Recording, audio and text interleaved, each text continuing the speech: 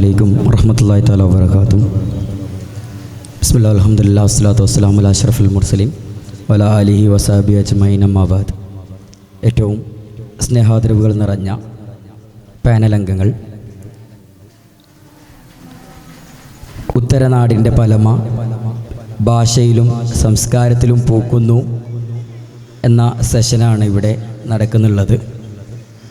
കാസർഗോഡ് ജില്ലാ സാഹിത്യോത്സവം നടക്കുമ്പോൾ എന്തുകൊണ്ടും ചർച്ച ചെയ്യപ്പെടേണ്ട ഒരു വിഷയമാണ് നമ്മുടെ നാടിൻ്റെ ഭാഷയും സംസ്കാരവും എന്ന് പറയുന്നുള്ളത്. പ്രത്യേകിച്ച് ഈ ഉപ്പള ഭാഗത്ത് നമ്മൾ സാഹിത്യോത്സവം വെക്കുമ്പോൾ തന്നെ ഭാഷയെക്കുറിച്ച് കൂടുതലായിട്ട് പഠനം നടത്തണമെന്നും ഭാഷയുമായി ബന്ധപ്പെട്ട ഒരു ചർച്ച സംഘടിപ്പിക്കണമെന്നുള്ളത് നേരത്തെ മുൻകൂട്ടി നമ്മൾ ആലോചിച്ചൊരു സംഭവമാണ്. കാരണം കാസർഗോഡിനെ കുറിച്ച് പറയുമ്പോൾ അനവധി ഭാഷകളുള്ള ഒരു നാടാണല്ലോ കാസർഗോഡ് എന്ന് പറയുന്നുള്ളത്. ഈ ഭാഷകൾ കടന്നു വന്ന വഴികളെക്കുറിച്ചും അതേപോലെ തന്നെ ഈ ഭാഷകളിലൂടെ പടർന്നു പന്തലിച്ച നമ്മുടെ നാടിൻ്റെ സംസ്കാരത്തെക്കുറിച്ചൊക്കെ നാം അറിയേണ്ടതുണ്ട്. പ്രത്യേകിച്ച് തുളു ഭാഷ പോലെയുള്ള നമ്മുടേത് മാത്രമായിട്ടുള്ള ഭാഷകൾ, ആ ഭാഷകളിൽ നിരവധി സാഹിത്യങ്ങളും നിരവധി എഴുത്തുകളും നമുക്കിടയിൽ നിന്നുണ്ടായിട്ടുണ്ട്. പക്ഷേ എന്തുകൊണ്ടോ ഈ ഭാഷയെക്കുറിച്ച് നമ്മൾ കൃത്യമായി പഠിക്കുന്നില്ല, അല്ലെങ്കിൽ ഈ ഭാഷയെക്കുറിച്ച് നമ്മൾ കൃത്യമായിട്ട് ഗവേഷണം ചെയ്യാത്തതിൻ്റെ ഭാഗമായിട്ട് ഇത്തരം ഭാഷകളിൽ നിന്ന് ഉരുതിരിഞ്ഞു വരുന്ന സാഹിത്യങ്ങൾ, അതേപോലെ തന്നെ അത്തരം സാഹിത്യങ്ങൾക്ക് നേതൃത്വം നൽകുന്ന അല്ലെങ്കിൽ സാഹിത്യകാരന്മാരെക്കുറിച്ചും നമ്മൾ അറിയാതെ പോകുന്നുണ്ട്. അവരെയൊക്കെയും ഒന്ന് ഓർമ്മിച്ചെടുക്കുക എന്നുള്ളതും കൂടിയാണ് ഈ സെഷന് കൊണ്ട് ഉദ്ദേശിക്കുന്നുള്ളത്. ഇൻഷാ അല്ലാഹ് നമ്മോട് സംവദിക്കുന്നുള്ളത് തുളുനാടൻ ഭാഷയുമായി ബന്ധപ്പെട്ടും അതേപോലെ തന്നെ കാസർഗോഡിൻ്റെ സംസ്കാരത്തെക്കുറിച്ചൊക്കെ നിരവധി ഗവേഷണങ്ങളും അതേപോലെ തന്നെ പുസ്തകങ്ങളൊക്കെ രചിച്ചിട്ടുള്ള രവീന്ദ്രൻ പാടി സാറാണ്. സാറിനെ ഈ സെഷനിലേക്ക് ഹൃദയപൂർവ്വം സ്വാഗതം ചെയ്യുകയാണ്. ഒപ്പം തന്നെ നമ്മുടെ പ്രിയപ്പെട്ട കേരള മുസ്ലിം ജമാഅത്ത് കാസർഗോഡ് ജില്ലാ സെക്രട്ടറിയും കാസർഗോഡിൻ്റെ ഭാഷയും സംസ്കാരത്തെക്കുറിച്ചും നമ്മോടെപ്പോഴും സംവദിക്കുകയും അതിനെക്കുറിച്ച് പഠനം നടത്തുകയൊക്കെ ചെയ്തിട്ടുള്ള സുലൈമാൻ കരിവള്ളൂർ ഉസ്താദുമാണ്. രണ്ടുപേരെയും വളരെ സ്നേഹത്തോടു കൂടി ഈ സെഷനിലേക്ക് സ്വാഗതം ചെയ്തുകൊണ്ട് സംസാരിക്കുന്നതിന് വേണ്ടി രവീന്ദ്രൻ പാടി സാറെ സ്നേഹത്തോടെ ക്ഷണിക്കുന്നു.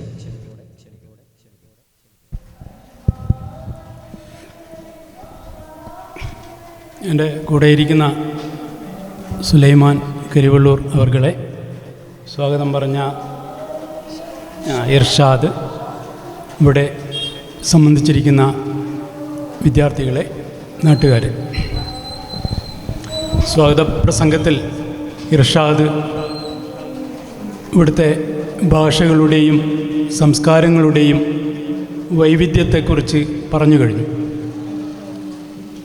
ഭാഷകൾ പൂക്കുന്ന ഉത്തരദേശത്തിൻ്റെ ഭാഷയും സംസ്കാരങ്ങളെയും സംബന്ധിച്ചാണ് നമ്മുടെ ഈ സെഷൻ. നമുക്കറിയാവുന്നതുപോലെ നമ്മുടെ നാടിനെ സപ്തഭാഷാ സംഗമ ഭൂമി എന്നാണ് പൊതുവെ വിശേഷിപ്പിക്കപ്പെടുന്നത്. സപ്തഭാഷാ സംഗമ ഭൂമി. സപ്തഭാഷ എന്ന് പറഞ്ഞാൽ 7 ഭാഷയാണ്. ആ 7 ഭാഷകൾ ഏതൊക്കെയാണ് എന്ന് ചോദിച്ചാൽ പലർക്കും കൃത്യമായിട്ട് പറയാൻ പറ്റുന്നില്ല. അപ്പം ഞാൻ മനസ്സിലാക്കുന്നത് അതിൽ ഒന്ന് മലയാളം, കന്നഡ, തുളു, കൊങ്കണി, മറാത്തി, ഉറുദു, ബ്യാരി, ഇങ്ങനെ 7 ഭാഷകളാണ്. അപ്പം ചില ആൾക്കാർ പറയുന്നത് ബ്യാരി എന്ന് പറയുന്ന ഭാഷ ഇവിടെയില്ല, കാസർഗോഡ് ഭാഗത്തില്ല, അതുള്ളത് അങ്ങ് മംഗലാപുരം തലപ്പാടിക്കപ്പുറത്താണ്, അതുകൊണ്ട് ബ്യാരിയെ ഇതിൽ പെടുത്താമോ എന്ന് സംശയം പ്രകടിപ്പിക്കുന്ന ആളുകളുണ്ട്. അപ്പോൾ അവർ പറയുന്നത്, അപ്പോൾ ബ്യാരിയെ ഒഴിവാക്കി കഴിഞ്ഞാൽ പകരം ഒരു കറാഡ എന്ന് പറഞ്ഞിട്ടൊരു ഭാഷയുണ്ട്, കറാഡ ബ്രാഹ്മിൺസിൻ്റെ. അവരങ്ങ് മഹാരാഷ്ട്രയിൽ നിന്ന് നൂറ്റാണ്ടുകൾക്ക് മുമ്പ് വന്ന ആൾക്കാരാണ്. അവരൊരു വലിയ ശതമാനമുണ്ട്. അവരുടെ ഭാഷ കർഹാഡ എന്ന് പറയുന്ന ഭാഷയാണ്. അത് മറാത്തിയും കന്നഡയും ഒക്കെ കലർന്ന ഒരു ഭാഷയാണ്. അപ്പോൾ എനിക്കതിനോട് യോജിപ്പില്ല. ഇവിടെ ബ്യാരി നല്ലൊരു ശതമാനം ആളുകൾ ബ്യാരി സംസാരിക്കുന്ന ആളുകളുണ്ട്. ബ്യാരി പലപ്പോഴും മലയാളത്തിൻ്റെയും കന്നഡയുടെയും അറബിയുടെയും തുളുവിൻ്റെയും ഒക്കെ ഒരു മിശ്രിതമാണ്. ഉറുദു അതിൻ്റെയൊക്കെ ഒരു മിശ്രിതമാണ് ബ്യാരി. അപ്പം ഇത് കൂടാതെ സപ്തഭാഷാ സംഗമ ഭൂമി എന്ന് പണ്ട് മുതലേ അങ്ങനെ പറഞ്ഞ് രാഷ്ട്രീയക്കാരൊക്കെ പ്രസംഗിച്ച് അങ്ങനെ ആയിട്ടുണ്ടെങ്കിലും 7 അല്ല, ഇവിടെ ഏതാണ്ട് 35-ൽ പരം ഭാഷകളുണ്ട് എന്നാണ് എൻ്റെ ഒരു അന്വേഷണത്തിൽ മനസ്സിലായത്. അതിൽ പലതും സ്വതന്ത്ര ഭാഷകളാണ്. ചിലതൊക്കെ മറ്റു ഭാഷകളുടെ ഒരു ഉപഭാഷ, അതല്ലെങ്കിൽ അതിൻ്റെ ഒരു ഭാഷാഭേദം എന്നുള്ള നിലയിൽ കടന്നു പോകുന്നതാണ്. അതിനൊക്കെ കൃത്യമായ പേരുണ്ട്. ഞാൻ കുറച്ച് ഭാഷകളുടെ പേരിവിടെ പറയാം. നേരത്തെ പറഞ്ഞതിൻ്റെ പുറമെ കറാഡ, ഹവ്യക്, ശിവള്ളി, അരേ കന്നഡ, കുന്ദകന്നഡ, ബൈരകന്നഡ, കോട്ടകന്നഡ, പത്മശാലിയ, കൊടവ, കൊറക ഭാഷ, നരസണ്ണ ഭാഷ, മർക്കട ഭാഷ, അവന്തി ഭാഷ, ചിത്പാവനി ഭാഷ, ഇങ്ങനെയുള്ള. പിന്നെ ഇതിൻ്റെ വകഭേദമായിട്ട് വേറെ കുറേ ഭാഷകളുണ്ട്. അതിൻ്റെ പുറമെ ഇതര സംസ്ഥാനങ്ങളിൽ നിന്നൊക്കെ വന്നിട്ടുള്ള ആളുകൾ സംസാരിക്കുന്ന തമിഴ്, തെലുങ്ക്, ബംഗാളി, അതേപോലെ അറബി, സംസ്കൃതം, ഹിന്ദി, ഒറിയ, ആസാമീസ്, കൊടവ, നേപ്പാളി തുടങ്ങിയ ഭാഷകളും നമ്മുടെ ഈ പ്രദേശത്തുണ്ട്. അപ്പോൾ ഈ സപ്തഭാഷകളെ സംബന്ധിച്ച് കൃത്യമായൊരു കണക്കുണ്ട്. അത് 2001 നടത്തിയ സെൻസസ് പ്രകാരം, ഇപ്പോൾ പുതിയ സെൻസസ് വന്നിട്ടില്ല, 10 വർഷം മുമ്പേ നടത്തിയ സെൻസസ് പ്രകാരം മലയാളം സംസാരിക്കുന്നവർ 82.07% ഇവിടെ കാസർഗോഡ്. കന്നഡയാണെങ്കിൽ 4.02, തുളു 8.08, കൊങ്കണി ഏതാണ്ട് 25,000-ഓളം ആളുകൾ, മറാത്തി 1.8%, ഉറുദു ഏതാണ്ട് 30,000-ൽ പരം ആളുകൾ, കറാഡ 26,000-ഓളം ആൾക്കാർ, ബ്യാരി ഏതാണ്ട് ഈ മംഗലാപുരവും ഉടുപ്പിയും ഒക്കെ ചേർന്നൊരു പ്രദേശത്ത് മൊത്തത്തിൽ ഒരു 3.5 ലക്ഷത്തോളം ആളുകൾ, ഒരു ഏകദേശ കണക്കാണ്, അങ്ങനെ സംസാരിക്കുന്നുണ്ട്. പിന്നെ മറ്റു ഭാഷകളൊക്കെ 2%, 3% അത്രയൊക്കെ ഉള്ളൂ. അപ്പോൾ അങ്ങനെ ഇതാണ് ഇവിടുത്തെ ഒരു ഭാഷയുടെ ഒരു ഏകദേശ രൂപം. ഇത് നമ്മൾ ആലോചിക്കുമ്പോൾ എന്തുകൊണ്ട് ഇത്രയൊക്കെ ഭാഷകൾ ഇവിടെ വന്നു എന്നുള്ളൊരു ചോദ്യം നമ്മൾ ചോദിക്കുമ്പോൾ ഇതിന് പറയാൻ പറ്റുന്നൊരു ഉത്തരം, കാരണം ഈ പ്രദേശം സംസ്ഥാന രൂപീകരണം വരെ സൗത്ത് കാനറ ജില്ലയുടെ ഭാഗമായിരുന്നു. 1956 വരെ ഈ പ്രദേശം സൗത്ത് കാനറ ജില്ലയുടെ ഭാഗമായിരുന്നു. അതിനു മുമ്പ് ആണെങ്കിൽ ഇവിടെ ഒരുപാട് രാജവംശങ്ങൾ, ആലൂപന്മാർ, അതുപോലെ തന്നെ ഇക്കേരി നായ്ക്കന്മാർ, പിന്നെ ഹോയ്സാളർ, ഇങ്ങനെ പറഞ്ഞിട്ട് ഒരുപാട് രാജാക്കന്മാർ ഭരിച്ചിരുന്ന ഒരു പ്രദേശമാണ് ഈ നമ്മുടെ ഈ ഉത്തര കേരളം എന്നത്. അപ്പോൾ ഈ രാജാക്കന്മാർ ഭരിക്കുമ്പോൾ അവരുടെ കൂടെ അവരുടെ പരികർമ്മികളായിട്ട്, അവരെ സൈനികരായിട്ടും അവരുടെ കോട്ടകളുടെ കാവൽക്കാരായിട്ടും അവരുടെ പിന്നെ കുതിരക്കാരായിട്ടും അങ്ങനെ എല്ലാ തരത്തിലും അവരുടെ പാചക വിദഗ്ധന്മാരായിട്ടും അവരുടെ മഞ്ചൽ ഏറ്റുന്ന ആളുകളായിട്ടും ഇങ്ങനെ ഒരുപാട് ആളുകളെ ഇവരുടെ കൂടെ കൊണ്ടുവന്നു.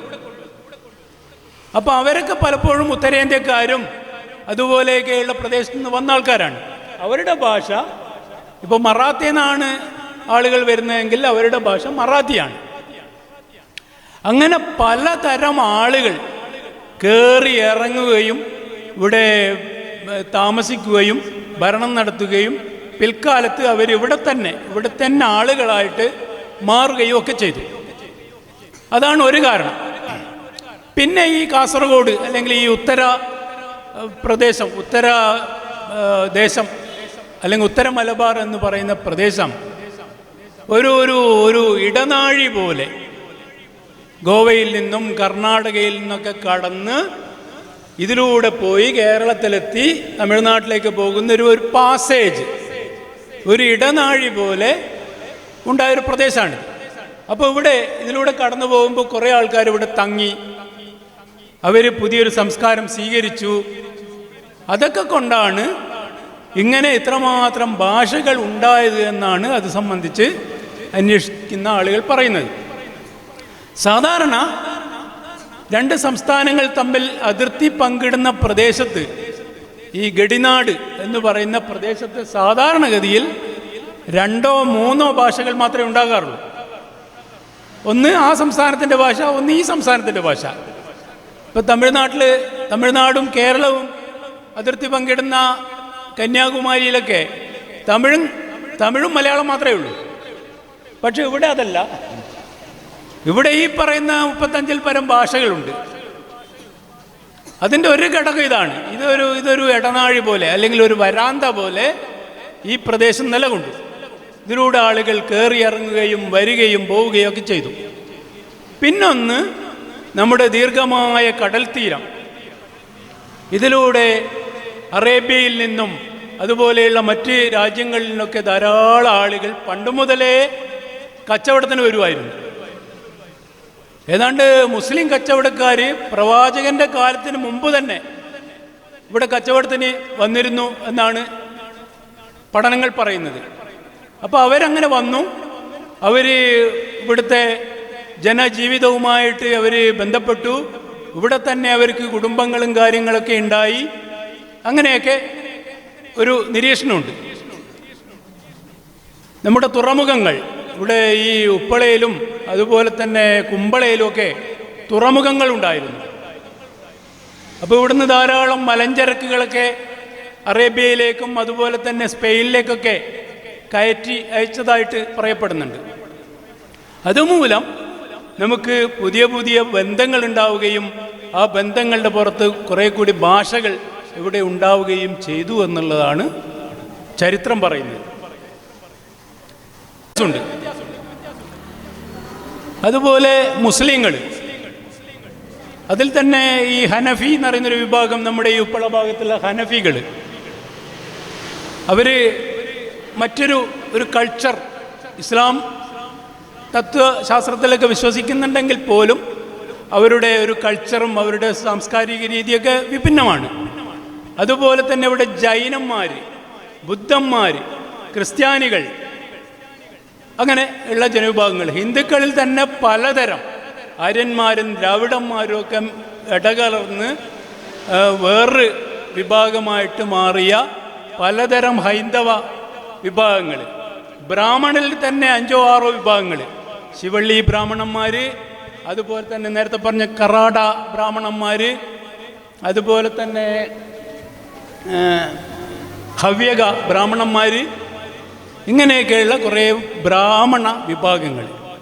ഇതെല്ലാം കൂടിക്കലർന്ന ഭാഷകളും ജാതികളും സംസ്കാരങ്ങളും മതങ്ങളും ഒക്കെ കൂടിക്കലർന്ന ഒരു മിശ്രഭൂമിയാണ് നമ്മുടെ ഈ ഉത്തരദേശം എന്ന് പറയുന്നത്. ഈ കലർപ്പ് നമുക്ക് ദോഷമല്ല ഉണ്ടാക്കിയത്, നന്മയാണ് എന്ന് ഇതിൻ്റെ ചരിത്രമൊക്കെ പഠിച്ചാൽ നമുക്കറിയാം. നമ്മുടെ നാട്ടിൽ ഈ ജാതിയുടെയോ അല്ലെങ്കിൽ ഭാഷയുടെയോ പേരിൽ പറയത്തക്ക കലാപങ്ങളോ അതല്ലെങ്കിൽ അനൈക്യങ്ങളോ വിഭാഗീയതകളോ പൊതുവായിട്ട് കാണാനില്ല. എല്ലാവരും നല്ല സൗഹാർദ്ദത്തിൽ കഴിയുന്ന ഒരു പ്രദേശമാണ് നമ്മുടെ ഈ നാട് എന്ന് പറയുന്നത്. അത്രയും സഹിഷ്ണുതയുണ്ട് ഇവിടെ. അത് ഈ വൈവിധ്യത്തിൻ്റെ ഒരു ഗുണമായിട്ടാണ് എനിക്ക് തോന്നുന്നത്. എല്ലാ വിശ്വാസങ്ങളെയും ഭാഷകളെയും സംസ്കാരങ്ങളെയൊക്കെ നെഞ്ചോട് ചേർത്ത് പുണരാനും അതിലെ നന്മകളെ സ്വാംശീകരിക്കാനും അതിൻ്റെ ഭാഗമാകാനും ഒക്കെ പറ്റുന്ന രീതിയിലുള്ള ഒരു ഹൃദയ വിശാലത ഈ പ്രദേശത്തുള്ള ജനവിഭാഗങ്ങൾക്കുണ്ട്. നമ്മളെല്ലാവരെയും സ്വീകരിക്കുകയാണ് ചെയ്തത്, ആരെയും അകറ്റിയിട്ടില്ല. അറബികൾ വന്നപ്പോൾ അവരെ സ്വീകരിച്ചു, അതുപോലെ തന്നെ അവിടുന്ന് മറാത്തികൾ വന്നപ്പോൾ അവരെ സ്വീകരിച്ചു. ഇങ്ങനെ എല്ലാ വിഭാഗങ്ങളെയും സ്വീകരിച്ച് അവർക്ക് ആരാധനാലയങ്ങൾ പണിയാനും അവർക്ക് തൊഴിൽ ചെയ്യാനൊക്കെയുള്ള സൗകര്യങ്ങൾ, കച്ചവടം ചെയ്യാനൊക്കെയുള്ള സൗകര്യങ്ങൾ ഉണ്ടാക്കി കൊടുത്ത ഒരു വിശാല ഹൃദയം സൂക്ഷിക്കുന്ന ഒരു മണ്ണാണ് ഈ മണ്ണ് എന്നാണ് എനിക്ക് പ്രാഥമികമായിട്ട് പറയാനുള്ളത്. പിന്നെ ഇവിടെ ധാരാളം കവികളും ജനനേതാക്കളും കലാകാരന്മാരും ഒക്കെ പിറവിയെടുത്ത ഒരു പ്രദേശമാണിത്. 23 പരം ഭാഷകൾ അറിയാമായിരുന്ന രാഷ്ട്രകവി ഗോവിന്ദപ്പയ്യയുടെ മണ്ണാണിത്. അദ്ദേഹത്തിൻ്റെ മാതൃഭാഷ കൊങ്കണിയാണ്. അദ്ദേഹത്തിൻ്റെ പൂർവികരൊക്കെ പഞ്ചാബിൽ നിന്ന് സരസ്വതി നദീതീരത്തുനിന്ന് വന്ന് ഗോവയിലേക്ക് വന്ന് അവിടുന്ന് കുടിയേറിപ്പറുത്ത ആൾക്കാരാണ് ഗോവിന്ദപ്പയ്യയുടെ ആൾക്കാർ. അദ്ദേഹത്തിൻ്റെ മാതൃഭാഷ കൊങ്കണിയാണ്, പക്ഷേ അദ്ദേഹം എഴുതിയിരുന്നത് കന്നഡയിലാണ്. അതിൻ്റെ ഒരു കാരണം അദ്ദേഹം എന്തുകൊണ്ട് കൊങ്കണിയിൽ എഴുതിയില്ല എന്ന് ചോദിച്ചു കഴിഞ്ഞാൽ, കന്നഡയാണ് ഇവിടുത്തെ ഭരണഭാഷ. അക്കാലത്ത് കന്നഡയിലാണ് അച്ചടിക്കാനും പ്രചരിപ്പിക്കാനും ഒക്കെയുള്ള സൗകര്യങ്ങൾ കൂടുതലുള്ളത്. തൻ്റെ ഈ ചെറിയ ഭാഷയായ കൊങ്കണിയിൽ എഴുതി കഴിഞ്ഞാൽ തൻ്റെ സാഹിത്യ സൃഷ്ടികൾ ഇവിടെ പരിമിതപ്പെട്ടു പോകുമോ എന്നൊരാശങ്ക അദ്ദേഹത്തിനുണ്ടായിരുന്നു. അതിൻ്റെ ഭാഗമായിട്ടാണ് അദ്ദേഹം കന്നഡയിൽ എഴുതുകയും കന്നഡയിൽ സാഹിത്യ പ്രവർത്തനം നടത്തുകയൊക്കെ ചെയ്തത്. അതുപോലെ തന്നെ നമ്മുടെ കാസർഗോഡ് തളങ്കരക്കാരനായ മഹാകവി ടി ഉബൈദ്, അദ്ദേഹം കന്നഡയാണ് പഠിച്ചത്. 6ാം ക്ലാസ് വരെ കന്നഡ പഠിച്ചു. മലയാളം സ്വന്തം പരിശ്രമം കൊണ്ട് പഠിച്ചെടുത്തു. അദ്ദേഹം പിന്നീട് ആദ്യകാലത്ത് കന്നഡയിലാണ് കവിതയും ലേഖനങ്ങളൊക്കെ എഴുതിയിരുന്ന ഉബൈദ് മാഷ് പിന്നീട് സ്വാതന്ത്ര്യാനന്തരം എന്നല്ല, കാസർഗോഡ് സ്വാതന്ത്ര്യാനന്തരം അല്ലെങ്കിൽ ഐക്യ കേരളം ഉണ്ടായതിനു ശേഷം അദ്ദേഹം പിന്നീട് എഴുതിയത് മൊത്തം മലയാളത്തിലായിരുന്നു.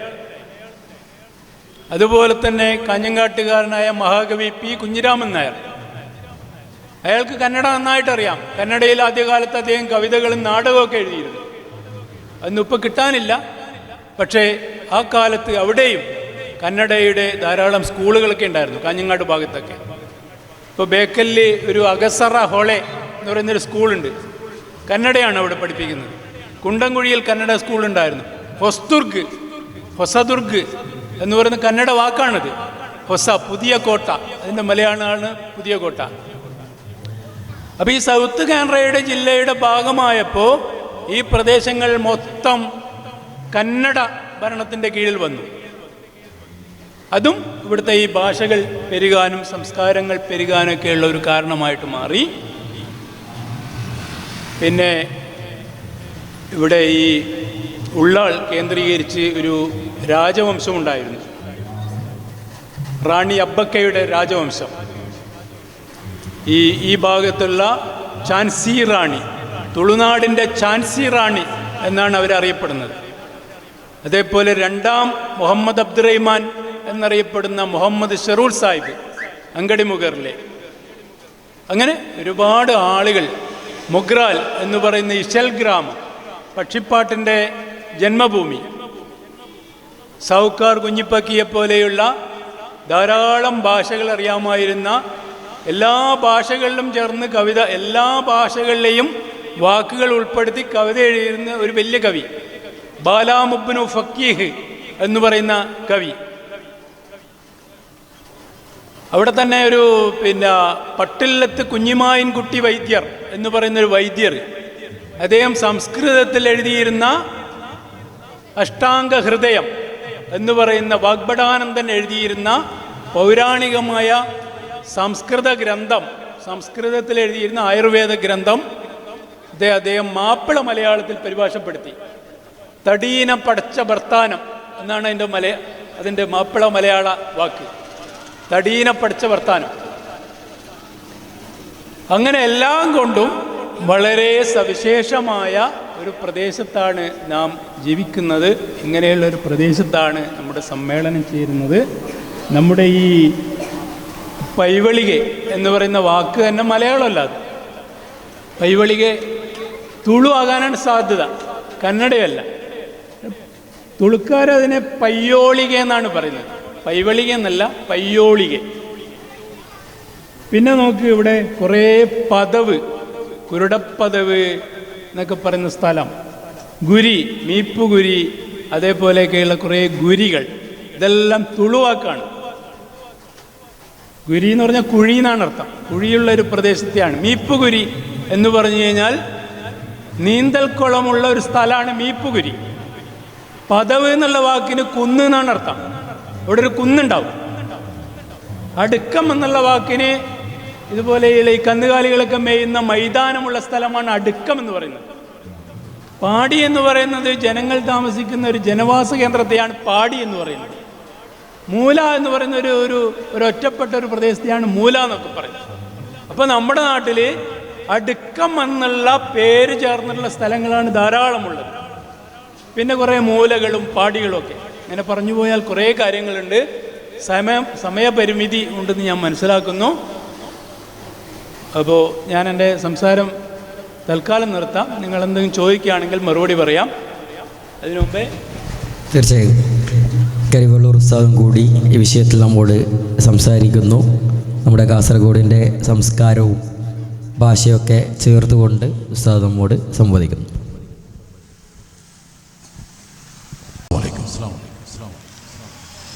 പ്രിയ സുഹൃത്ത് രവീന്ദ്രൻ പാടി, ഇർഷാദ്, പ്രിയപ്പെട്ട സഹോദരങ്ങൾ, നിരവധി പുസ്തകങ്ങൾ എഴുതിയ, കവിതകളും അല്ലാത്തവയുമായി നിരവധി പ്രസിദ്ധീകരണങ്ങൾ രവീന്ദ്രൻ പാടിയുടേതായിട്ട് നമുക്ക് ലഭ്യമാണ്. അദ്ദേഹത്തെ പോലെയുള്ളൊരു വിശിഷ്ട വ്യക്തിയെയാണ് നമ്മുടെ ചർച്ചയ്ക്ക് നമുക്ക് ലഭ്യമായിട്ടുള്ളത്. സന്തോഷമുണ്ട്. ഞാൻ കണ്ണൂർ ജില്ലക്കാരനാണ്. ഏകദേശം 87 കാലത്താണ് ഞാൻ കാസർഗോഡ് ജില്ലയിലേക്ക് വരുന്നത്. മൊഗ്രാലിലാണ് വരുന്നത്. മൊഗ്രാലിൽ ദർസിൽ പഠിക്കുകയും അവിടെ തന്നെ മുഹീദ്ദീൻ പള്ളിയിൽ സദർ മൗലവിയുമായി ജോലി ചെയ്യുകയും ചെയ്യുന്ന സമയത്ത് ആണ് ഇവിടുത്തെ ഭാഷകളെക്കുറിച്ചുള്ള വല്ലാത്തൊരു കൗതുകം മനസ്സിൽ വരുന്നത്. പലപ്പോഴും മദ്രസയിൽ കുട്ടികളുമായിട്ട് ഞാൻ വല്ലാതെ ആശയവിനിമയം നടത്താൻ കഴിയാതെ വല്ലാതെ പരിഭ്രമിച്ചു പോയി നിന്നിട്ടുണ്ട്. ഒരു ദിവസം ഒരു കുട്ടി ക്ലാസ് എന്നോട് പറഞ്ഞു, ഉസ്താദേ എനിക്ക് ഔത്ത് പോകണമെന്ന് പറഞ്ഞു. ഞാൻ കുട്ടിയോട് ചോദിച്ചു, നീ അകത്ത് തന്നെയല്ലേ ഉള്ളത്, ഇത് പുറത്തല്ലല്ലോ എന്ന് പറഞ്ഞു. കുട്ടി ക്ലാസ്സിനകത്താണല്ലോ ഉള്ളത്. അപ്പോൾ കുട്ടി പറഞ്ഞു, അല്ല ഉസ്താദ് എനിക്ക് എന്തായാലും ഔത്ത് പോകണമെന്നോ. എനിക്ക് കുട്ടി എന്താണ് പറയുന്നത് എനിക്ക് മനസ്സിലാകുന്നില്ല. കുട്ടികൾ മുഴുവൻ പറയാൻ തുടങ്ങി, ഉസ്താദ് ഓന് ഒത്തു പോകണം. ഞാനിങ്ങനെ പരിഭ്രമിച്ച് നോക്കുമ്പോൾ തൊട്ടടുത്ത ക്ലാസ്സിൽ ഉസ്താദ് വന്നിട്ട് എന്നോട് പറഞ്ഞു, ഓനെ പെട്ടെന്ന് നിങ്ങൾ വിട്ടേക്കെന്ന് പറഞ്ഞു. ഞാനത് വിട്ട ശേഷം ഞാൻ പിന്നെ മദ്രസ വിട്ടപ്പോൾ അയാളോട് ചോദിച്ചു, അതെന്താണ് പ്രശ്നം എന്ന് വെച്ചു. അപ്പോൾ ഞാൻ കുട്ടിക്ക് വയറ്റിൽ സുഖമില്ല, ഒന്ന് കക്കൂസ് പോകണം, പെട്ടെന്ന് തൊട്ടടുത്താണ് വീട്, ഒന്ന് വീട്ടിലേക്ക് പോകാൻ വേണ്ടിയിട്ട് നിങ്ങളോട് ചോദിച്ചാന്ന് പറഞ്ഞു. അപ്പോൾ ഞാൻ പറഞ്ഞു, ഞങ്ങളുടെ നാട്ടിൽ പിന്നെ കക്കൂസിൽ പോകണമെങ്കിൽ പുറത്ത് പോകണം എന്നാണ് പറയുക, അകത്ത് പോകണം എന്നല്ല എന്ന് പറഞ്ഞു. അകത്ത് പോകണം പുറത്ത് പോകണം എന്നതിന് അകത്ത് പോകണം എന്ന് പറഞ്ഞാൽ എനിക്കെങ്ങനെയാണ് മനസ്സിലാകാന്ന് ഞാൻ ചോദിച്ചത്. പലപ്പോഴും ഇവിടുത്തെ ഭാഷ നമുക്ക് വല്ലാതെ പിന്നെ ഒരു ആശയവിനിമയമാണല്ലോ ഒരു ഭാഷ കൊണ്ട് പ്രധാനം നമ്മൾ ലക്ഷ്യം വെക്കുന്നത്. അല്ലാത്തൊരു പരിഭ്രമങ്ങളുണ്ട്. അന്ന് ഞാൻ അത് എൻ്റെ ആ കൗതുകങ്ങളൊക്കെ വെച്ചുകൊണ്ട് ഉത്തരദേശത്തിൻ്റെ വാരാത്ത പതിപ്പിൽ ലേഖനങ്ങൾ എഴുതിയിരുന്നു. വടക്കൻ മലയാളം എന്ന് പറഞ്ഞുകൊണ്ട് അത് വല്ലാതെ വായിക്കപ്പെട്ടിരുന്നു. അന്ന് ഒരു തെക്ക് നിന്ന് വന്ന ഒരു അധ്യാപകൻ്റെ കാസർഗോഡൻ ഭാഷയോടുള്ള കൗതുകം എന്നോ മറ്റൊരു ഹെഡിങ് കൊടുത്തുകൊണ്ടാണെന്ന് ഉത്തരേന്ത്യ അത് പ്രസിദ്ധീകരിച്ചതെന്നാണ് എനിക്ക് തോന്നുന്നത്. അപ്പോൾ നമ്മുടെ ഈ ഭാഷകൾ എന്ന് പറയുന്നത് ആശയവിനിമയത്തിനുള്ളതാണ്. നമ്മുടെ ഈ പ്രദേശം നേരത്തെ വിശദമായിട്ട് തന്നെ രവീന്ദ്രൻ പാടി നമ്മോട് സംസാരിച്ചു. നമ്മുടെ നാട്ടിലേക്ക് ഭാഷകൾ ഇത്രയേറെ വന്നു ചേരുന്നതിന് പല കാരണങ്ങളുണ്ട്. ഏറ്റവും പ്രധാനപ്പെട്ടത് ഇതൊരു അതിർത്തി പ്രദേശം എന്നത് തന്നെയാണ്. ഒരുപാട് പടയോട്ടങ്ങൾ നടന്ന ദേശമാണ് നമ്മുടേത്. അതിൻ്റെ ഒരുപാട് ലക്ഷണങ്ങൾ ഇന്നും നമ്മുടെ നാട്ടിലുണ്ട്. കോട്ടകളുടെ നാടായിട്ടാണ് കാസർഗോഡിനെ അറിയപ്പെടുന്നത്. കാസർഗോഡ് എന്ന് പറയുമ്പോൾ തന്നെ നമ്മുടെ മനസ്സിൽ ആദ്യം വരുന്ന ലാൻഡ്മാർക്ക് ബേക്കൽ ഫോർട്ടാണ്, അല്ലേ? ബേക്കൽ കോട്ടയാണ്. ആരിക്കാടി കോട്ടയുണ്ട്, കാഞ്ഞങ്ങാട് പുതിയ കോട്ടയുണ്ട്, ചന്ദ്രഗിരി കോട്ടയുണ്ട്, പൊവ്വൽ കോട്ടയുണ്ട്. ഇങ്ങനെ നിരവധി കോട്ടകൾ നമ്മുടെ നാടുകളുണ്ട്. അഥവാ ഒരുപാട് പ്രതിരോധങ്ങളും പോരാട്ടങ്ങളും നടന്ന ഭൂമികയായിരുന്നു നമ്മുടെ നാട് എന്ന് സൂചിപ്പിക്കുന്നതാണ് ഈ കോട്ടകളൊക്കെ. അതോടൊപ്പം തന്നെ കുമ്പള, നമുക്ക് പിന്നെ ഇതെന്താണ് നമ്മുടെ സാധനങ്ങളൊക്കെ കൊണ്ട് നേരത്തെ ഇദ്ദേഹം സൂചിപ്പിച്ചതുപോലെ നമ്മുടെ കുമ്പള അതുപോലെയുള്ള പ്രദേശങ്ങളിലൊക്കെ നമുക്ക് പിന്നെ എന്തായാലും പറയാ, തുറമുഖം എന്ന് കൃത്യമായിട്ട് പറയാൻ കഴിയില്ലെങ്കിലും പഴയ കാലത്തെ ഒരു തരം തുറമുഖം തന്നെയാണ് കുമ്പള, കാസർഗോഡ്, നീലീശ്വരം തുടങ്ങിയ സ്ഥലങ്ങളിലൊക്കെ. അവ നമ്മുടെ നാടുകളിൽ നിന്ന് പലരും ധാരാളം വിഭവങ്ങൾ വിദേശ രാജ്യങ്ങളിലേക്ക് കടത്തിക്കൊണ്ടുപോയ തുറമുഖങ്ങളും നമ്മുടെ നാട്ടിൽ ധാരാളമുണ്ട്. അഥവാ നമ്മുടെ നാട് ഒരുപാട് പോരാട്ട ഭൂമികയാണ് എന്നതോടൊപ്പം തന്നെ ഒരുപാട് ചൂഷണങ്ങൾക്ക് വിധേയമായ ഒരു നാട് കൂടിയാണ്. ഒരുപാട് വിഭവ സമൃദ്ധമായൊരു ദേശമായിരുന്നു. അതുകൊണ്ട് തന്നെ പലരുടെയും കണ്ണ് നിരന്തരം പതിഞ്ഞൊരു ദേശമായിരുന്നു നമ്മുടേത്. അതുകൊണ്ടാണ് ഏകദേശം 14-ാം നൂറ്റാണ്ട് വരെ തൗളവ രാജാക്കന്മാരാണ്, അത് ആലൂപ്പ രാജാക്കന്മാർ എന്ന് നേരത്തെ അദ്ദേഹം പറഞ്ഞ തൗളവ രാജാക്കന്മാരാണ് നമ്മുടെ നാട് ഭരിച്ചിരുന്നത്. അതിലൂടെ തുളു നമ്മുടെ ദേശത്തെത്തി, നമ്മുടെ നാട് തുളുനാടായി. പിന്നീട് ഇക്കേരി രാജാക്കന്മാർ, ഇക്കേരി മഠാധിപതികൾ, അതേപോലെ ഇക്കേരി നായ്ക്കന്മാർ, അവർ നമ്മുടെ കാസർഗോഡിനെ വെട്ടിപ്പിടിച്ചിരുന്നു. ഏകദേശം ചില സന്ദർഭങ്ങളിലൊക്കെ നീലേശ്വരം വരെ അവരുടെ ഭരണപ്രദേശമായിരുന്നു. മറ്റു പല സന്ദർഭങ്ങളിൽ തൃക്കരിപ്പൂർ വരെ നീണ്ടിരുന്നു എന്നും ചരിത്രത്തിൽ പറയുന്നുണ്ട്. അപ്പോൾ കർണാടകത്തിൻ്റെ ഭാഗമായി നമ്മുടെ നാട് കുറേ കാലം കിടന്നിരുന്നു. അപ്പോഴാണ് കോലത്തിരി രാജാക്കന്മാർ, മലയാളികളായ കോലത്തിരി രാജാക്കന്മാർ ഇക്കേരി നായ്ക്കന്മാരോട് പോരാടുകയും അവരെ ഇവിടുന്ന് ആട്ടി ഓടിച്ചുകൊണ്ട് അവർ തെക്ക് നിന്ന് വടക്കോട്ട് പടയോട്ടം നടത്തുകയും ചെയ്തു. തെക്കിൽ നിന്ന് വടക്കോട്ടുള്ള ഇക്കേരി നായ്ക്കന്മാരെ ഓടിച്ചുകൊണ്ട് അവരങ്ങോട്ട് പടം നടക്കും. കുറേ കാലം കഴിയുമ്പോൾ ഇവരിൽ നിന്ന് തിരിച്ച് അങ്ങോട്ട് പോകും. അങ്ങനെ പലപ്പോഴും ഇതൊരു പോരാട്ട ഭൂമികയായിരുന്നു. മാവിലന്മാരുടെ ഒരു പഴയൊരു നാടൻ പാട്ടിൽ ഇങ്ങനെ പാടുന്നുണ്ട്, പിന്നെ നല്ലൊരു എൻ്റെത് എവിടെയോ മറന്നുപോയി. ഈ ആകാശം ഭൂമിയും ഒന്നിരുന്ന കാലം, അനിയും മുനിയും ഇല്ലാത്ത കാലം, തെക്കുന്ന് വട വരുന്നുണ്ട് മലയാളം പെരുമ്പട, വടക്കുന്ന് വരുന്നുണ്ട് കർണാടകം പെരുമ്പട എന്ന മാവന്മാരുടെ ഒരു പഴയ പാട്ടുണ്ട്. അതാ ഒരു ഭാഗത്ത് നിന്ന് തെക്കുന്ന് മലയാളം പട വരും ഇങ്ങോട്ട്, അതിനെ ഓടിച്ചുകൊണ്ട് വടക്കുന്ന് കർണാടകം പട വരും. ഈ പടകളിങ്ങനെ നടന്നുകൊണ്ടേയിരുന്ന ഒരു ഭൂപ്രദേശം. അതുകൊണ്ട് തന്നെ പലരും ഇവിടെ വന്നും പോയിക്കൊണ്ടുമിരുന്നു. ടിപ്പു സുൽത്താൻ്റെയും അതേപോലെ തന്നെ ഹൈദരാലിയുടെയും പടയോട്ട ഭൂമികയുമായിരുന്നു നമ്മുടെ നാട് എന്ന് നമുക്കറിയാം. നമ്മുടെ തൊട്ടടുത്തുള്ള കുമ്പളയിലെ ആരിക്കാടിക്കോട്ട, പിന്നെ ഇക്കേരി മഠാധിപതി ഇക്കേരി നായ്ക്കന്മാർ നിർമ്മിച്ചതാണെങ്കിലും അതിൻ്റെ പുനരുദ്ധാരണങ്ങളൊക്കെ നടത്തിയത് ടിപ്പു സുൽത്താനാണെന്ന് ചരിത്രം പറയുന്നു. അതിൻ്റെ തൊട്ടടുത്തൊരു ഹനുമാൻ ക്ഷേത്രം കാണാം, അത് ടിപ്പു സുൽത്താൻ്റെ പ്രധാനമന്ത്രിയായിരുന്ന പൂർണ്ണയ്യ നിർമ്മിച്ചതാണെന്ന് പറയുന്നു. അതേപോലെ തന്നെ അതിൻ്റെ പുഴക്കരയിലൊരു ബേളാരം പള്ളി എന്ന് പറഞ്ഞൊരു പള്ളിയുണ്ട്. ഇപ്പോൾ ചെറിയൊരു പള്ളിയായിട്ടുണ്ട്. അത് ടിപ്പു സുൽത്താൻ ഇബാദത്ത് നമസ്കരിച്ചിരുന്ന പള്ളി ടിപ്പു സുൽത്താന് വേണ്ടി നിർമ്മിച്ചതെന്നാണ് പറയുന്നത്. പഴയ കാലത്ത് അതിലൂടെയാണ് ഹൈവേ ഉണ്ടായിരുന്നത്. ഇപ്പോൾ ഇങ്ങോട്ട് മാറുകയും കോട്ടയുടെ അധിക ഭാഗങ്ങളും നഷ്ടപ്പെട്ടു പോവുകയൊക്കെ ചെയ്തിട്ടുണ്ട് എന്ന് പറയുമ്പോഴൊക്കെ ഇങ്ങനെയുള്ള ഈ പോരാട്ട ഘട്ടങ്ങളിൽ ടിപ്പു സുൽത്താൻ്റെ കൂടെ ഹനഫികൾ വരികയും ഉറുദു ഇവിടുത്തെ ഭാഷയായി മാറുകയും ചെയ്തു, അല്ലേ? അതേപോലെ മറാഠികൾ പോരാട്ട ഭൂമികയിലെ ഒരു യുദ്ധസന്നാഹങ്ങളുമായി വന്നവരാണ് മറാഠികൾ. മറാഠി ഭാഷ അങ്ങനെ ഇവിടെ എത്തുന്നുണ്ട്. കർണാടകവും അങ്ങനെയാണ് വരുന്നത്, തുളുവും അങ്ങനെയാണ് വരുന്നത്, മലയാളവും അങ്ങനെയൊക്കെ തന്നെയാണ് വരുന്നത്. ഇങ്ങനെയാണ് നിരവധി ഭാഷകൾ നമ്മുടെ നാട്ടിലേക്ക് എത്തുന്നത്. ആ ഭാഷകളൊക്കെ ചേർന്നുകൊണ്ട് ഒരുപാട് ഉപഭാഷകളും നമുക്കിടയിൽ ഉടലെടുത്തിട്ടുണ്ട്. നമ്മുടെ ഇവിടെ നോക്കിക്കഴിഞ്ഞാൽ ഓരോ പഞ്ചായത്തിനും ഓരോ ഭാഷയായിരിക്കും. ഓരോ പഞ്ചായത്തിന് മലയാളമാണെന്ന് പറയുമ്പോൾ പോലും കൃത്യമായി അത് മലയാളമാണോ എന്ന് നമുക്കത് വിവരിക്കാൻ കഴിയില്ല. അത്രമാത്രം വൈവിധ്യങ്ങൾ മലയാളത്തിലും നമുക്കിടയിൽ ധാരാളമുണ്ട്. കാരണം എല്ലാം പരസ്പരം ചേർന്നുകൊണ്ട് സത്യത്തിൽ ഇവിടെയുള്ള ജനവിഭാഗങ്ങൾ ഭാഷയുടെ ശുദ്ധതയെക്കുറിച്ചല്ല അവരെപ്പോഴും ചിന്തിക്കുന്നത്. അത് ജീവസന്ധാരണത്തിനും ആശയവിനിമയത്തിനുമുള്ള ഒരു ഉപാധി എന്നതുകൊണ്ട് മാത്രം ലക്ഷ്യം വെക്കുമ്പോൾ അതിൻ്റെ മറ്റ് കാര്യങ്ങളിലേക്കുള്ള അവരുടെ ശ്രദ്ധകൾ പോകുന്നില്ല എന്ന് തന്നെയാണ് മനസ്സിലാക്കാൻ കഴിയുന്നത്, അല്ലേ? കർണാടകയിൽ ബന്നിരി എന്ന് പറയുന്നത് മലയാളത്തിലേക്ക് പറയുമ്പോൾ നമ്മൾ ബന്നിറ് എന്ന് പറയും. അതിനെ തന്നെ നമ്മൾ എന്ത് ചെയ്യും, കുറച്ച് ഭേദം വരുത്തിക്കൊണ്ട് അതിനെ മലയാളമാക്കി മാറ്റും. ഈ ബന്നിറിനെ ചേർത്തുകൊണ്ടാണ് നമ്മൾ പോയിറ് എന്നും പറയും. അപ്പോൾ വേറൊരു ഭാഷയിൽ നിന്ന് വേറൊരു വാക്ക് നമുക്ക് അതിൽ നിന്ന് ഉണ്ടായി വരുന്നുണ്ട്, അല്ലേ? തന്നിറ്, കൊടുത്തിറ്, തിന്നിറ്, പോയിറ് അല്ലെ ഇരുന്നറ് കിടന്നറ് എന്നൊക്കെ പറയുമ്പോൾ ഈ ഒന്നെന്ന് വന്ന പലതും ഒരു മലയാളത്തിൻ്റെ മറ്റൊരു ഉപഭാഷയായിട്ട് നമ്മൾക്കത് മാറി വരുന്നുണ്ട്. മൊഗ്രാലിൽ തന്നെ നേരത്തെ ഇദ്ദേഹം സൂചിപ്പിച്ച ബാലാം ഇബ്നു ഫഖീഹ്, പിന്നെ നമ്മൾ ബാലാം ഇബ്നു ഫഖീഹ് മൊഗ്രാലിലെ ഏറ്റവും അറിയപ്പെട്ട ഒരു കവിയാണ്. അദ്ദേഹമാണ് മോയിൻകുട്ടി വൈദ്യരുടെ ഹിജ്റ പാട്ട്. ഹിജ്റ എന്ന കവിത മോയിൻകുട്ടി വൈദ്യർക്ക് പൂർത്തീകരിക്കാൻ കഴിഞ്ഞിരുന്നില്ല.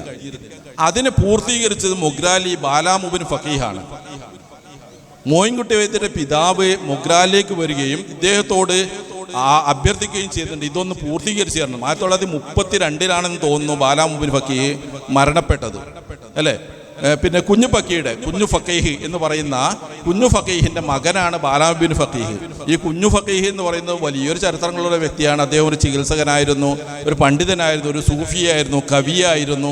പല മേഖലകളിലും സമൂഹത്തിലെ പിന്നെ പല തർക്ക പരിഹാരത്തിനുള്ള രാജാക്കന്മാർ നിയോഗിക്കപ്പെട്ട വ്യക്തിയായിരുന്നു. അങ്ങനെ പല മേഖലകളിൽ പ്രസിദ്ധനായ വ്യക്തിയാണ് ഇബ്നു ഫഖീഹ് എന്ന് പിന്നെ കുഞ്ഞു ഫഖീഹ് എന്ന് പറയുന്ന ആൾ. അദ്ദേഹത്തെയാണ് നമ്മൾ ചുരുക്കിയിട്ട് മൊഗ്രാൽ കുഞ്ഞു ഫഖീഹ് എന്ന് നമ്മൾ വിളിക്കുന്നത്. അദ്ദേഹത്തിൻ്റെ മകനാണ് ബാലാം ഇബ്നു ഫഖീഹ്. ബാലാം ഇബ്നു ഫഖീഹ്, ബാലാമു എന്നത് ആമു എന്നത് അഹമ്മദ് എന്നതിൻ്റെ ഒക്കെ ഒരു ചുരുക്കാൻ തോന്നുന്നു. ആമു എന്ന് നമ്മുടെ നാട്ടിൽ വിളിച്ചു വരുന്നത് കൃത്യമായിട്ട് എനിക്കറിയില്ല. ഇവിടെ സാധാരണ ആമു എന്നൊരു പേര് ധാരാളമായിട്ടുണ്ട്. അതിൻ്റെ കൂടെ നമ്മൾ കുഞ്ഞ് എന്ന് സ്നേഹത്തോടെ ചേർക്കുമ്പോൾ കുഞ്ഞാമു ആവും, അല്ലേ? ആ കുഞ്ഞ് എന്നതിന് കന്നഡയിലേക്ക് പോകുമ്പോൾ ബാല എന്നായി മാറും. ഈ കുഞ്ഞു എന്നതിന് പകരം ബാല എന്ന കന്നഡയിൽ ചേർത്തോടെ ബാലാമു ആയത് ഇബ്നു ഫഖീഹിൻ്റെ മകനായ ബാലാമു എന്ന് പറയുന്നത്. അതുപോലെ ഞാൻ പറഞ്ഞു വരുന്നത് ശുദ്ധ മലയാളം വേണമെന്നോ ശുദ്ധ കന്നഡ വേണമെന്നോ അങ്ങനത്തെ വാശികളൊന്നും അവർക്കുണ്ടായിരുന്നില്ല. ഭാഷ എന്ന് പറയുന്നത് അവരെ സംബന്ധിച്ചിടത്തോളം ഒരു വ്യവഹാര ആവശ്യത്തിന് വേണ്ടിയുള്ളത് മാത്രമായിരുന്നു. അതിലുള്ള ഭിന്നതയോ ഭേദങ്ങളോ ഒന്നും അവർ കണ്ടിരുന്നില്ല.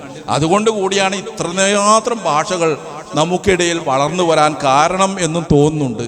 ഓരോ നാട്ടിലേക്ക് പോകുമ്പോഴും ഓരോ വ്യത്യസ്തതകൾ നമുക്ക് കാണാൻ കഴിയുന്നുണ്ട്. ഇത്രയും ഭാഷകൾ നമ്മുടെ നാട്ടിൽ നിറഞ്ഞു നിൽക്കുമ്പോൾ പോലും നമ്മൾ ദേഷ്യം വന്നാൽ ഭാഷയില്ലാത്തവനെ വിളിക്കൂ, അത് മറ്റൊരു വിഷയം കൂടിയാണ്, അല്ലേ? ഭാഷയില്ലാത്തവനെ എന്ന് നമ്മൾ സാധാരണ വിളിക്കാറുണ്ട്. ഇത്രയും ഭാഷകൾ നമ്മുടെ നാട്ടിലുണ്ടെങ്കിലും, അല്ലേ? സംസ്കാരം എന്നാണെന്ന് തോന്നുന്നു കന്നഡയിൽ ആ വാക്കിൻ്റെ അർത്ഥം, അല്ലേ? ഏത് തന്നെ പറഞ്ഞാലും ധാരാളം ഭാഷകൾ നമുക്കിടയിലുണ്ട്. അതിനെയൊക്കെ സംരക്ഷിച്ചും പരിപാലിച്ചും ഉൾക്കൊണ്ടുമാണ് നമ്മൾ പോകുന്നത്. ഈ ഭാഷകളൊക്കെ നമ്മുടെ നാട്ടിലേക്ക് വന്നത് ഈ അധിനിവേശ ശക്തികളിലൂടെയാണ്, പോരാട്ടങ്ങളിലൂടെയാണ് എന്ന് വരുമ്പോഴും രാഷ്ട്രീയമായ ഇത്തരം പോരാട്ടങ്ങൾ സാധാരണക്കാരുടെ ജീവിതത്തെ ഏറെയൊന്നും ബാധിച്ചിട്ടില്ല എന്ന് നമുക്ക് തിരിച്ചറിയാൻ കഴിയുന്നുണ്ട്. രാജാക്കന്മാർ കലഹിച്ചു പോയിക്കോട്ടെ, നമുക്ക് ചേർന്ന് നിന്ന് ജീവിക്കാം എന്നതാണ് ഈ പ്രദേശത്തുകാരുടെ പൊതുവെ ജീവിത രീതി എന്നതും നമുക്ക് മനസ്സിലാക്കാൻ കഴിയുന്നുണ്ട്. ഒരിക്കലും ഭാഷയെ അവർ ഈ വൈവിധ്യത്തെ ഒരു പൂവാടി പോലെയാണ് അവർ ഉൾക്കൊണ്ടിട്ടുള്ളത്. ഇന്ത്യ എന്ന് പറയുമ്പോൾ ഇന്ത്യയെക്കുറിച്ചൊരു സങ്കല്പം നമുക്കുണ്ട്. ഇന്ത്യ ഒരു പൂവാടി എന്നാണ് ഒരു ദേശീയ സങ്കല്പം. വൈവിധ്യങ്ങളായ പൂക്കൾ നിറഞ്ഞാടുന്ന ഒരു പ്രദേശം എന്നതാണ്. അതിൻ്റെ ഒരു ചെറിയൊരു പതിപ്പായിട്ടാണ് നമുക്ക് കാസർഗോഡ് ജില്ലയെ നമുക്ക് കാണാൻ കഴിയുന്നത്. വിവിധങ്ങളായ ഭാഷകളുടെയും സംസ്കാരങ്ങളുടെയും ഒരു കൊച്ചു പതിപ്പ്, ഇന്ത്യയുടെ ഒരു ചെറിയൊരു പതിപ്പായിട്ട് നമുക്ക് കാസർഗോഡിനെ നമുക്ക് കാണാൻ കഴിയുന്നുണ്ട്. ഈ പതിപ്പും അതേപോലെ തന്നെ ഒരു പൂവാടിയെ പോലെ തമ്മിൽ കലഹിക്കാതെ ചേർന്ന് നിന്നുകൊണ്ട് പ്രവർത്തിക്കുന്ന ഒരു സാഹചര്യമാണ് നമുക്കിവിടെ എന്നും കണ്ടുകൊണ്ടിരുന്നത്. ഒരുപാട് ഉദാഹരണങ്ങൾ നമുക്കതിൽ പറയാൻ കഴിയും, അല്ലെ? ഒരുപാട് പറയാൻ കഴിയും.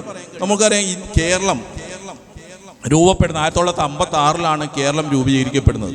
1930 മുതൽ കാസർഗോഡിനെ കർണാടകയിൽ ഉൾപ്പെടുത്തണോ കേരളത്തിൽ ഉൾപ്പെടുത്തണോ എന്നതിനെക്കുറിച്ചുള്ള തർക്കങ്ങളും ഒരുപാട് സമരങ്ങളും ഒക്കെ ഉണ്ടായിരുന്നു.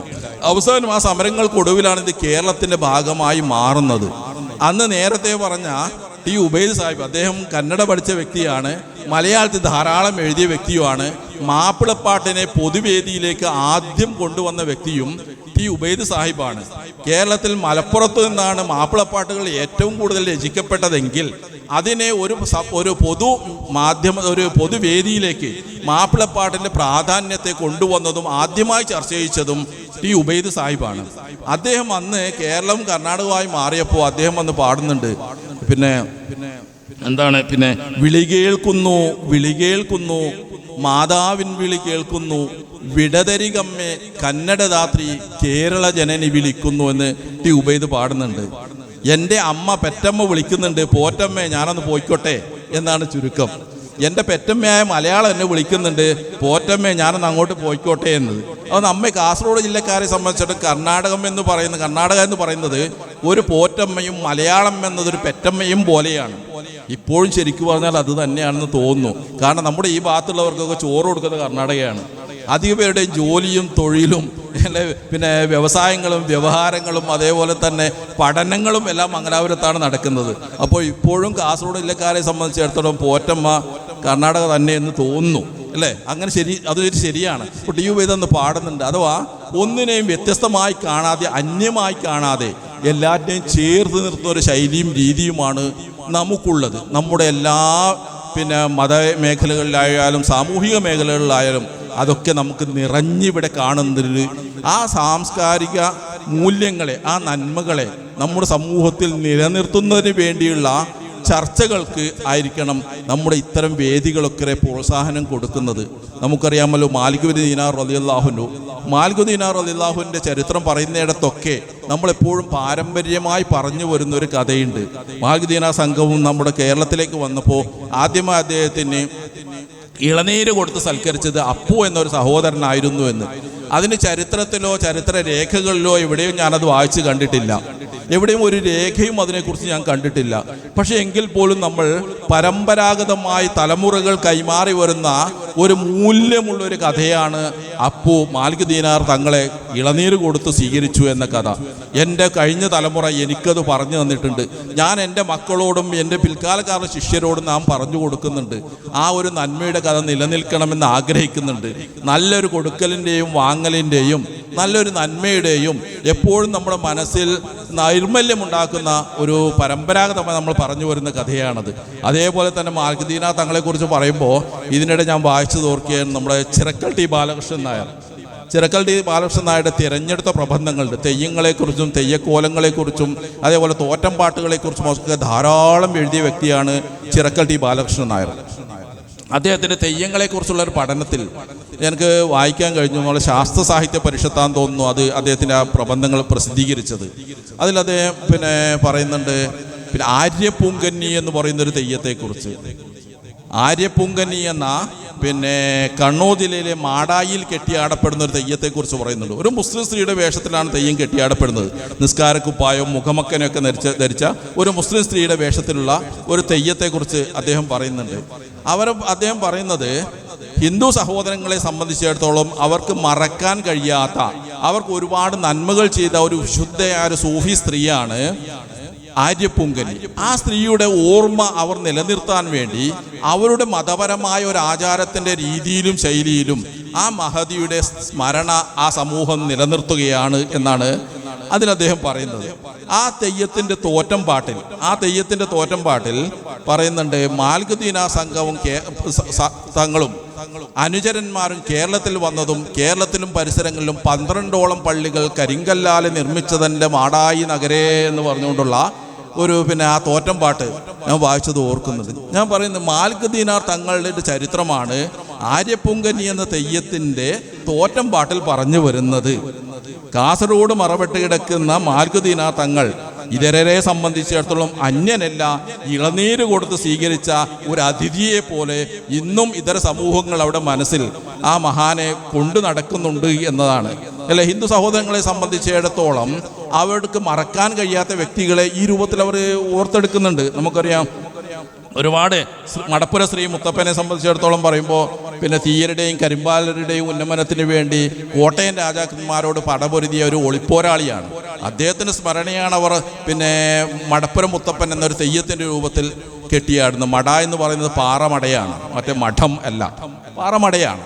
ഞാൻ പറഞ്ഞു വരുന്നത് ഹിന്ദു സഹോദരങ്ങളെ സംബന്ധിച്ചിടത്തോളം അവരുടെ വിശ്വാസത്തിൻ്റെയും ആചാരത്തിൻ്റെയും പേരിൽ തന്നെ നമ്മുടെ നാട്ടിൽ ഈ സൗഹൃദത്തെയും ഈ ചേർന്ന് നിൽക്കലിനെയും ഈ വൈവിധ്യങ്ങളുടെയും ഭാഷകളുടെയും സംസ്കാരത്തിൻ്റെയും വൈവിധ്യങ്ങളെ ചേർന്ന് നിൽക്കാനുള്ള ഉപാധികളായിട്ട് തന്നെ കൊണ്ടു നടക്കുന്നുണ്ട്, നിലനിർത്തി പോരുന്നുണ്ട്. അത് നമ്മുടെ നാട്ടിൽ നിലനിന്ന് വരണം. അപ്പോഴാണ് ഈ സാംസ്കാരിക വൈവിധ്യങ്ങൾ മനുഷ്യൻ്റെ ഉന്നമനത്തിനുള്ള ഉപാധിയായി മാറുന്നത്. അങ്ങനെ ആവട്ടെ എന്ന് ആഗ്രഹിക്കും, പ്രാർത്ഥിക്കുകയും ചെയ്തുകൊണ്ട് ഞാൻ എൻ്റെ ചെറിയ സംസാരത്തിൽ നിന്ന് വിരമിക്കുകയാണ്. ഓക്കെ, സമയം ഒരു പ്രശ്നമാണ്. അതുകൊണ്ട് തന്നെ സെഷൻ ഇവിടെ നമ്മൾ അവസാനിപ്പിക്കാൻ വേണ്ടി പോവുകയാണ്. പ്രത്യേകിച്ച് പൈവളികയിൽ നമ്മൾ ഈ ഒരു സാംസ്കാരിക സംഗമം നടത്തുമ്പോൾ കാസർഗോഡിൻ്റെ കവികളെക്കുറിച്ചൊക്കെ പറയുമ്പോൾ ചന്ദ്രകോളം എന്ന് പറയുന്ന ഒരു കവിത എഴുതിയ പൈവളിക മുഹമ്മദ് മൗലവിയെക്കുറിച്ചും കൂടി നമ്മൾ ചർച്ച ചെയ്യേണ്ടതുണ്ട്. കാരണം മാപ്പിളപ്പാട്ടിൻ്റെ ഭാഗമായിട്ട് ശാസ്ത്രവും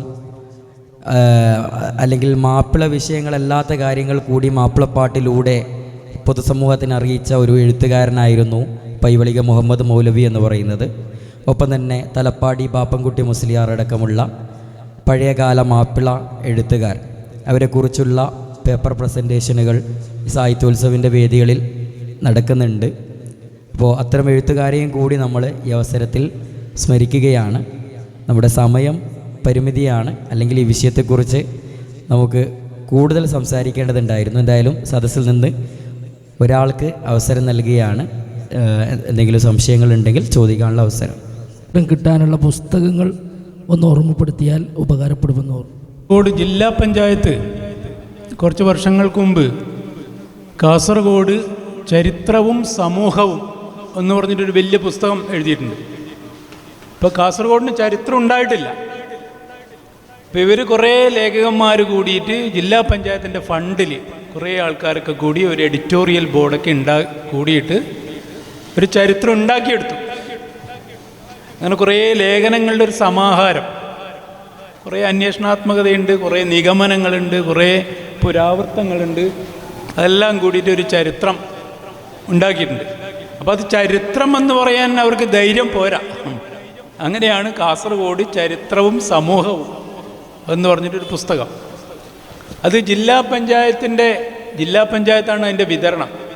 അപ്പോൾ അവർക്കത് വിലക്ക് വെക്കാൻ നിവൃത്തിയില്ല. ലൈബ്രറികളിലൂടെ ഇങ്ങനെ സപ്ലൈ ചെയ്യും. അപ്പോൾ ചില ലൈബ്രറികളിലൊക്കെ അതിൻ്റെ കോപ്പി ഉണ്ടാവും. അത് വായിക്കണം. കുറേ കൂടി നമുക്ക് കാസർഗോഡ് ജില്ലയുടെ ഒരു ഏകദേശം ഒരു ധാരണ കിട്ടും. പക്ഷെ അതിൽ പെടാത്ത കുറേ കാര്യങ്ങളുണ്ട്. അതിനെ പൂരിപ്പിക്കേണ്ട കുറേ പണി നമ്മൾ ചെയ്യണം. എങ്കിലും ഒരു ഏകദേശം ഒരു ധാരണ അതിൽ കിട്ടും. ഒന്നത്, പിന്നെ സി രാഘവൻ മാഷ് എഴുതിയ തുളു നാടും ഭാഷയും നാട്ടറിവും എന്ന് പറഞ്ഞിട്ട് ഭാഷാ ഇൻസ്റ്റിറ്റ്യൂട്ട് പ്രസിദ്ധീകരിച്ചൊരു പുസ്തകമുണ്ട്. തുളു നാടും ഭാഷയും നാട്ടറിവും. അത് അദ്ദേഹം കന്നഡയിൽ ധാരാളം പഠനങ്ങൾ നടത്തിയിരുന്നു. ഈ ഉത്തര കന്നഡയെക്കുറിച്ചിട്ട്, ദക്ഷിണ കന്നഡയെക്കുറിച്ചിട്ട് കുറേ ഗുരുരാജ ഭട്ട്, വിവേക് റൈ എന്നൊക്കെ പറഞ്ഞു. അതിനെയൊക്കെ ആസ്പദമാക്കിയിട്ട് അദ്ദേഹത്തിൻ്റെ കുറേ നിഗമനങ്ങളൊക്കെ കൂട്ടിയിട്ട് ഉണ്ടാക്കിയൊരു പുസ്തകം. അതും നല്ല പ്രയോജനം ചെയ്യും. പിന്നെ കുറേ ആൾക്കാർ ഇപ്പോൾ കാസർഗോട്ടെ മുസ്ലിം സമുദായത്തെക്കുറിച്ചിട്ട്, മുസ്ലിങ്ങൾ എന്ന് പറഞ്ഞിട്ടൊരു പുസ്തകം ഞാൻ കണ്ടിരുന്നു. ഏതോ പേര് ഈ പിന്നെ മാഹിനാബാദിൽ പഠിച്ചുകൊണ്ടിരുന്ന ഒരു എന്തോ, അതെ, അതിൽ കുറേ കാര്യങ്ങളുണ്ട്. പിന്നെ ലേഖകന്മാരുടെ മുസ്ലിം പാരമ്പര്യത്തെക്കുറിച്ചുള്ള ഒരു പഠനമുണ്ട്. പിന്നെ നമ്മുടെ രണ്ട് പുസ്തകങ്ങൾ, യുവജനോത്സവം നടന്നില്ല, സ്കൂൾ യുവജനോത്സവം കാസർഗോഡ് നടന്നപ്പോൾ അതിൻ്റെ സ്മരണികയായിട്ടൊരു എടുത്തിട്ടുണ്ട്. കാസർഗോഡ് ജില്ലയുടെ നല്ലൊരു ചരിത്രമാണ്.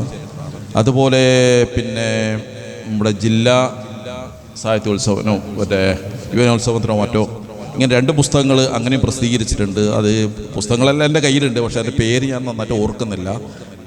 പേഴ്സണലായിട്ട് വിളിച്ചാൽ ഞാനത് പറഞ്ഞുതരാം. ഈ ജില്ലാ പഞ്ചായത്ത് പ്രസിദ്ധീകരിച്ച പുസ്തകവും എൻ്റെ കയ്യിലുണ്ട്. പക്ഷേ അത് നമുക്ക് കൈമാറാൻ കഴിയില്ല. കാരണം കൈമാറിക്കഴിഞ്ഞാൽ പിന്നീട് തിരിച്ചു കിട്ടാനുള്ള പ്രയാസമുള്ളതുകൊണ്ട്, വിൽപ്പന ഇല്ലാത്തതുകൊണ്ട് ആർക്കും കൊടുക്കാറില്ല. IPBയുടെ ലൈബ്രറിയിൽ ആ പുസ്തകം അവൈലബിൾ ആണ്. കാസർഗോഡ് ജില്ലാ IPB ബുക്ക് പോയിന്റിൽ പുസ്തകം ലഭ്യമാണ്. അതെ. അതേപോലെ തന്നെ നമ്മുടെ രവീന്ദ്രൻ സാറിന് ഒരു പുസ്തകം കൂടി ഉണ്ടല്ലോ, തുളുനാടൻ പെരുമ എന്ന് പറയുന്ന. ഞാൻ 2 പുസ്തകങ്ങൾ എഴുതിയിട്ടുണ്ട് ഈ തുളുനാടിനെ സംബന്ധിച്ച്. ആദ്യത്തേത് തുളുനാട് മുദ്രകൾ എന്ന് പറഞ്ഞിട്ട്, അത് ഇതിലൊന്നും വരാത്ത കുറേ ഞാൻ തന്നെ അന്വേഷിച്ച് പോയിട്ട് കണ്ടെത്തിയ കുറേ കാര്യങ്ങളാണ്. പിന്നെ അതിൻ്റെ 2ാം ഭാഗം എന്നുള്ള നിലയിൽ തുളുനാടൻ പെരുമ എന്ന് പറഞ്ഞിട്ടൊരു പുസ്തകമുണ്ട്. അതിൽ ഈ ഭാഷയുടെ കണക്കൊക്കെ ഉണ്ട്. അപ്പോൾ ഈ 2 പുസ്തകം. പിന്നെ കുറേ ആളുകൾ പലതരം സോവനീറുകളിലും പിന്നെ ചില മാസികകളിലും ഒക്കെ ആയിട്ട് അവിടെ ചിതറിക്കിടക്കുന്ന കുറേ കാര്യങ്ങളുണ്ട്. അതെല്ലാം തേടിയെടുത്ത് അങ്ങനെ ആയിക്കഴിഞ്ഞാൽ മാത്രമേ ജില്ലയുടെ ചരിത്രം പൂർണ്ണമാവും. അതൊന്നും ആരും ഓരോ ഒറ്റയടിക്ക് പറഞ്ഞ് ഇന്നതാണ് ചരിത്രം എന്ന് സ്ഥാപിക്കാൻ പറ്റുന്ന ഒന്നുമില്ല നമ്മളെ കയ്യിൽ. കുറേ ശിലാശാസനങ്ങൾ, താളിയോല ഗ്രന്ഥങ്ങൾ, പിന്നെ കുറേ ആളുകളുടെ അവർ പറഞ്ഞു വന്ന കാര്യങ്ങൾ, ഇതെല്ലാം ചേർത്തിട്ട് ഇതൊരിക്കലും പൂർണ്ണമാവുന്നില്ല. ഒരു കാര്യം നമ്മൾ പറഞ്ഞു വെച്ചാൽ തന്നെ അതിനൊരു പുതിയ പാഠഭേദങ്ങൾ വരുന്നു.